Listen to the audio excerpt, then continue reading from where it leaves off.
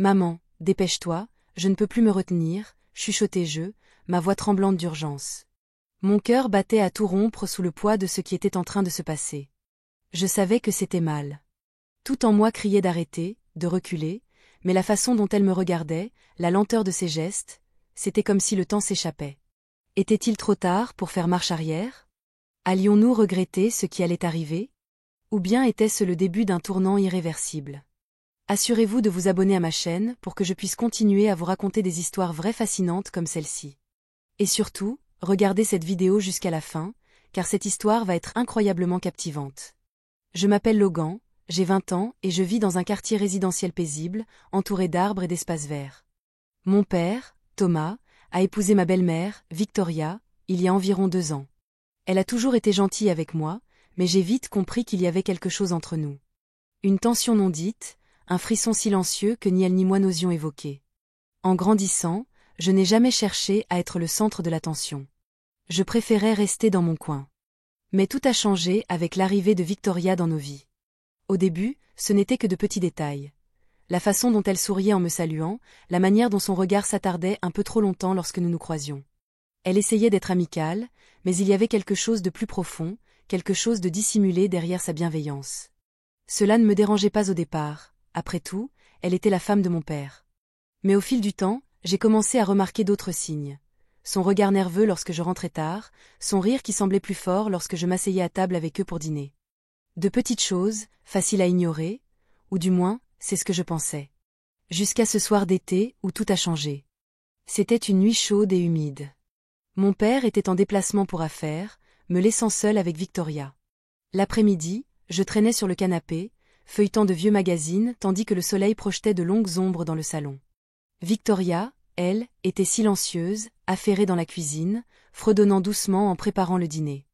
J'avais toujours admiré sa grâce, la manière dont elle bougeait sans même sembler consciente de sa beauté. Mais ce soir-là, il y avait quelque chose de différent. En l'observant, quelque chose en moi s'est décalé. Je ne sais pas pourquoi, mais elle m'a semblé plus seule que jamais. Je l'avais vue des centaines de fois, mais cette fois-ci, c'était différent.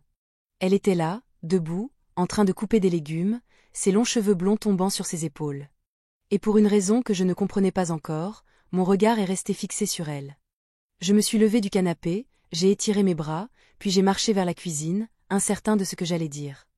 Mais alors que je m'approchais, elle a levé les yeux vers moi. Nos regards se sont croisés. Cette fois, son regard était différent. Une intensité silencieuse s'y trouvait, quelque chose de plus que la simple cordialité habituelle. Mon cœur s'est emballé. Pendant un instant, aucun de nous n'a parlé. « Tout va bien ?» demandai-je, les mots s'échappant avant que je ne puisse les retenir. Victoria a cligné des yeux, son expression passant de la surprise à quelque chose de plus réservé. « Oui. Je suis juste fatiguée, je suppose. » « Ça a été une longue journée, » a-t-elle répondu en se concentrant de nouveau sur sa tâche. Mais je sentais encore son regard sur moi. Je l'ai observé quelques instants, son couteau tranchant les légumes avec un rythme régulier. C'était difficile de détourner les yeux. « Si tu as besoin d'aide, dis-le-moi, » proposai-je d'une voix plus basse que je ne l'aurais voulu. Je ne savais pas pourquoi j'avais dit ça. Ce n'était pas mon genre d'être aussi direct. Mais il y avait cette tension dans l'air, une force invisible qui réveillait en moi une partie longtemps enfouie. Elle a souri, mais son sourire était crispé, comme si elle ne savait pas comment répondre. « Merci, Logan, c'est gentil de ta part. » J'ai hoché la tête et j'ai commencé à me retourner pour partir, mais avant que je ne puisse faire un pas, sa voix a brisé le silence. « En fait, si tu veux bien, tu pourrais m'aider avec quelque chose ? L'évier fait des siennes, je pense que les tuyaux sont bouchés. Tu as toujours été doué pour ce genre de choses, non ? » Je me suis figée. Sa demande soudaine m'a pris au dépourvu. Victoria ne me demandait jamais de l'aide, sauf pour des tâches anodines. Mais là, il y avait quelque chose dans sa façon de le dire, quelque chose de trop naturel pour être innocent. Avant même d'y réfléchir, j'ai hoché la tête. D'accord, je vais jeter un œil. Ma voix était hésitante, mais mes pas me menèrent tout de même vers la petite salle de bain adjacente à la cuisine. Je me suis accroupie pour inspecter les tuyaux. Mais alors que je me concentrais sur le robinet, je sentais sa présence derrière moi. Ses pas étaient légers, mais chaque mouvement résonnait dans mon esprit, faisant battre mon cœur plus vite. J'essayais de garder mon attention sur la plomberie, mais mon esprit vagabondait vers elle. Je la sentais. Elle était là, juste derrière moi. L'air était chargé, pesant, et chaque seconde semblait durer une éternité.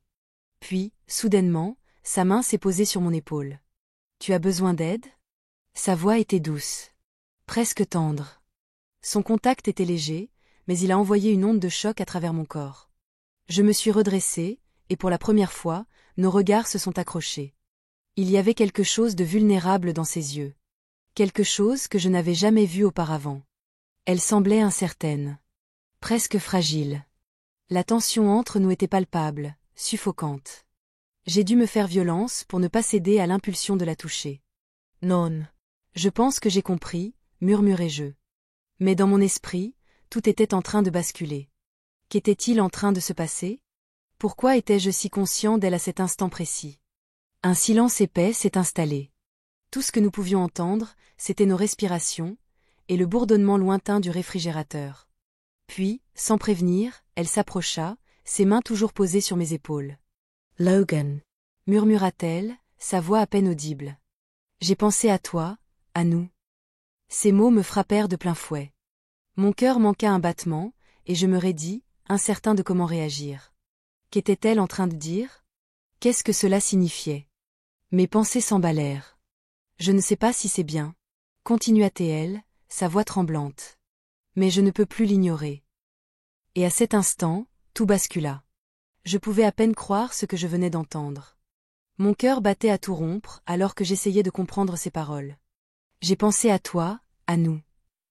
Sa confession résonnait dans mon esprit, me laissant à la fois troublé et attiré par elle. La main de Victoria était toujours sur mon épaule, chaude contre ma peau. Pendant un instant, je ne savais pas si je devais reculer ou me rapprocher. La pièce était silencieuse, à l'exception du léger bourdonnement du réfrigérateur. Le monde extérieur semblait s'être arrêté, et tout ce que je ressentais, c'était sa présence. C'était comme si les murs autour de nous se refermaient. Je pris une inspiration tremblante, essayant d'apaiser mon cœur affolé. « Qu'est-ce que tu veux dire ?» Les mots m'échappèrent avant même que je ne puisse y penser. J'étais perdu, confus, mais une partie de moi voulait comprendre. Elle hésita, baissant les yeux avant de les relever vers moi. À cet instant, elle semblait fragile, comme si elle portait ce secret depuis longtemps. « Logan » chuchota-t-elle en s'approchant encore davantage, si près que je pouvais sentir son souffle contre mon visage. « Il y a quelque chose entre nous, quelque chose que je n'arrive pas à expliquer, quelque chose qui grandit depuis que nous nous sommes rencontrés. » Elle marqua une pause. « Je sais que c'est mal, mais je ne peux pas arrêter de penser à toi. » Sa confession flotta dans l'air, fragile, prête à se briser au moindre mouvement.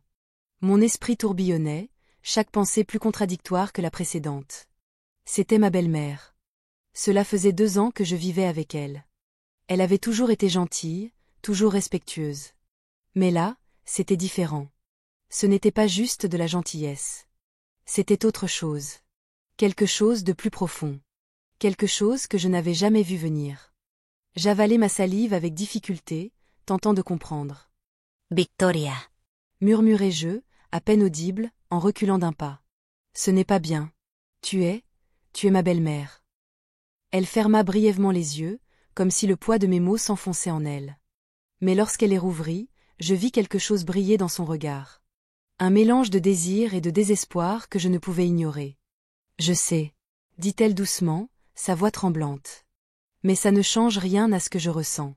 Ça ne change rien à ce que je veux. » Ces mots étaient une prière, une vulnérabilité que je n'avais jamais perçue chez elle. Puis, lentement, elle commença à retirer son haut, dévoilant sa peau blanche et douce. Elle était magnifique, et je n'en pouvais plus. La pièce sembla rétrécir, l'espace entre nous devenant de plus en plus mince à chaque respiration. Je sentais cette attraction irrésistible, cette tension qui emplissait l'air. Tout en moi me criait de reculer. Mais une autre partie de moi, une partie que je ne pouvais plus ignorer, voulait rester. Son regard brûlait le mien. Sa main se tendit vers moi et, pendant une seconde, je sentis tout. Tout ce qu'il y avait entre nous, impossible à nier. Instinctivement, ma main se leva pour attraper la sienne, mais je m'arrêtai avant de la toucher. Ce moment était fragile. Et je ne voulais pas le briser. « Tu le ressens aussi ?» murmura-t-elle, sa voix à peine audible. « Ce qui change quand on est seul, comme ça. » Je hochai la tête, incapable de parler. La vérité pesait sur moi. Je n'avais jamais été aussi partagée. Une partie de moi voulait fuir. Ignorer ses sentiments. Protéger notre famille. Mais une autre. Une plus profonde, plus viscérale. Ne pouvait nier cette connexion. Cette attraction. Cette alchimie. Un long silence s'installa. Le temps semblait s'étirer, chaque seconde plus lourde que la précédente. La pièce était muette, à part nos respirations. Mais la tension montait. Finalement, elle fit un pas de plus, sa main glissant lentement vers ma taille. Ses doigts étaient si doux contre ma peau que je restais figée, incapable de bouger. Son visage s'approcha du mien. Logan, souffla-t-elle, ses lèvres à quelques millimètres des miennes. Je veux que tu saches. Je n'ai jamais voulu que ça arrive. Mais c'est réel. Ce que je ressens pour toi est réel. Avant que je ne puisse répondre. Avant même que je ne puisse comprendre.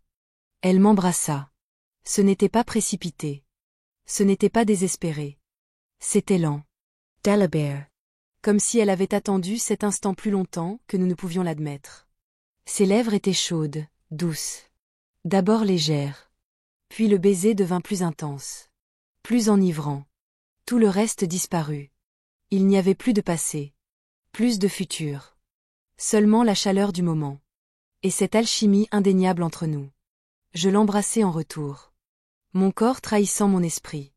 Chaque émotion. Chaque désir. Chaque culpabilité. Chaque envie.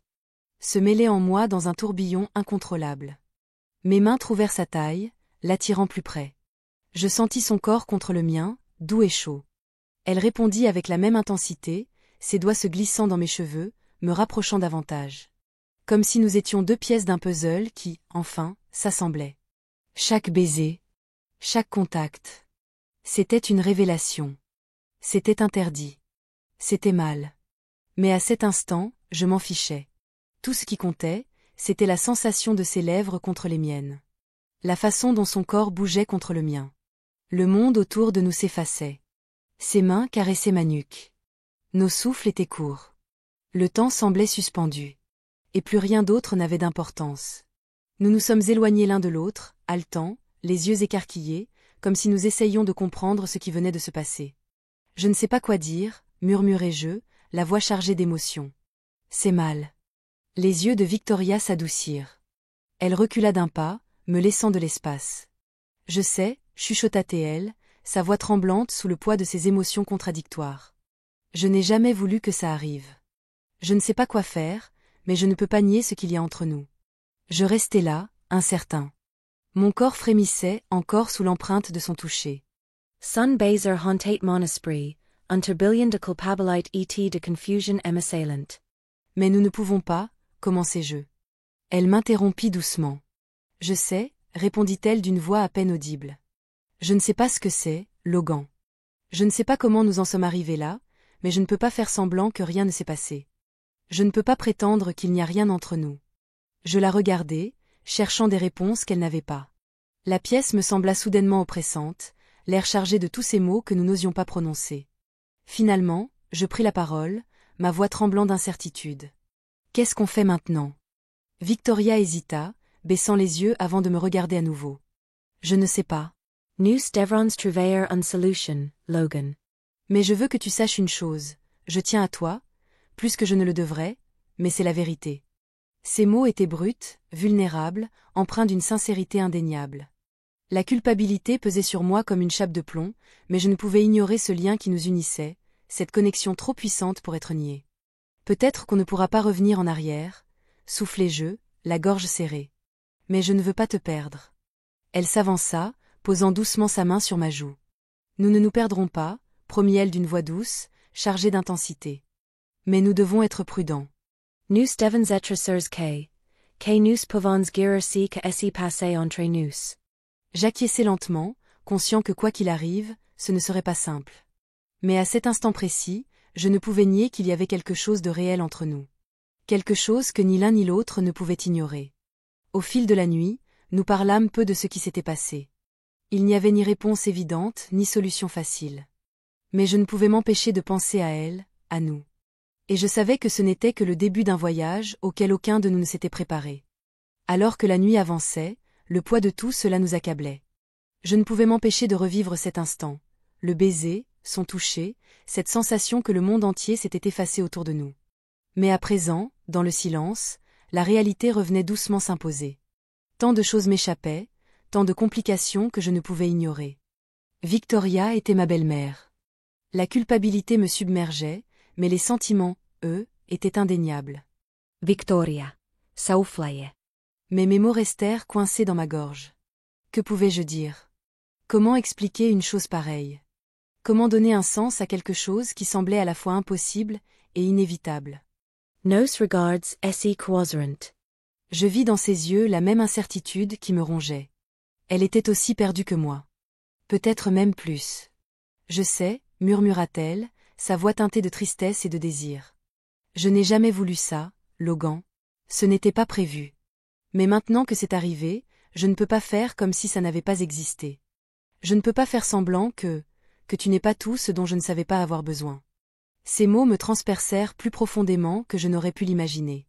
Tout était si brut, si réel, et cela ne faisait qu'empirer les choses, car je ressentais exactement la même chose. Ce lien entre nous, je n'étais plus sûre de pouvoir le combattre. Tu n'as pas voulu que ça arrive, murmurai-je, la voix tremblante. Mais c'est arrivé. Et maintenant, qu'est-ce qu'on fait? Victoria détourna le regard, serrant les lèvres comme si elle cherchait désespérément les bons mots. Je pouvais voir le combat intérieur qui l'animait, tiraillé entre son amour pour mon père et ce lien indéniable qui nous rapprochait. Ce n'était pas juste une attirance. C'était bien plus profond. Je ne sais pas, Logan, souffla-t-elle finalement. Je ne sais pas ce qui va se passer. Mais je sais une chose, je ne peux pas prétendre que c'était une erreur. Je ne peux pas faire semblant qu'il n'y a rien entre nous. Sa voix se brisa, et je vis ses yeux briller sous le poids des larmes qu'elle retenait. Son chagrin était le reflet exact du mien. J'avais envie de la toucher, de la rassurer. Mais j'avais peur. Peur de ce que cela signifierait. Peur de ce que cela pourrait provoquer. Je ne veux blesser personne, avouai-je d'une voix à peine audible. Je ne veux pas détruire notre famille. Mais je ne peux pas nier ce que je ressens. Et chaque fois que j'essaie de ne plus penser à toi, ça ne fonctionne pas. Elle hocha lentement la tête, les larmes au bord des cils. Moi non plus, murmura-t-elle. Je ne veux blesser personne. Elle chuchota. Mais que faisons-nous quand la personne que nous sommes censés protéger est aussi celle dont nous tombons amoureux? Les mots restèrent suspendus dans l'air, lourds du poids de tout ce qui s'était passé. J'avais l'impression que nous étions au bord de quelque chose d'irrésistible, quelque chose que nous ne pouvions plus ignorer, que nous devions affronter de face. Mais plus nous parlions, plus nous réalisions que la frontière entre le bien et le mal devenait floue. Elle était emmêlée dans des émotions et des désirs, dans le manque et le regret. Il n'y avait plus de retour en arrière possible. Nous le savions tous les deux. Je ne sais pas quoi dire. Murmurai-je en reculant, l'esprit assailli par un tourbillon de pensées contradictoires. Je ne sais pas ce qui va se passer ensuite, mais je ne peux pas arrêter de te vouloir. Victoria expira lentement, secouant la tête. Moi non plus. Admit-elle. Mais nous devons faire attention. On ne peut pas juste se jeter là-dedans et le regretter après. Il faut réfléchir à tout ça, Logan. Mais même en disant cela, je voyais bien la façon dont elle me regardait, l'intensité de son désir. C'était impossible à nier, même si cela nous terrifiait autant l'un que l'autre. Nous passâmes le reste de la nuit en silence, perdus dans nos pensées respectives. Ce n'était pas un manque de proximité qui nous éloignait, mais bien le poids écrasant de la situation. Nu sessions prisonniers d'un moment que ni l'un ni l'autre ni savait comment guérir. Mais c'était un moment que nous ne pourrions jamais effacer. Lorsque je finis par aller me coucher, mon esprit refusait de se calmer. Je ne trouvais pas le sommeil. Je ne pouvais pas arrêter de penser à elle. Victoria était ma belle-mère. Cela n'aurait jamais dû arriver. Et pourtant, c'était arrivé. Et plus j'essayais de lutter contre, plus il devenait difficile d'ignorer l'évidence. Il y avait quelque chose de réel entre nous. Les jours qui suivirent furent remplis de silences gênants et de regards volés. Une tension indicible planait entre nous, pesante et oppressante, alors que nous tentions tous deux de donner un sens au chaos dans lequel nous nous étions plongés. Mais ce lien entre nous était indéniable, comme une étincelle qui refusait de s'éteindre. Et chaque fois que je la voyais, mes sentiments ne faisaient que grandir.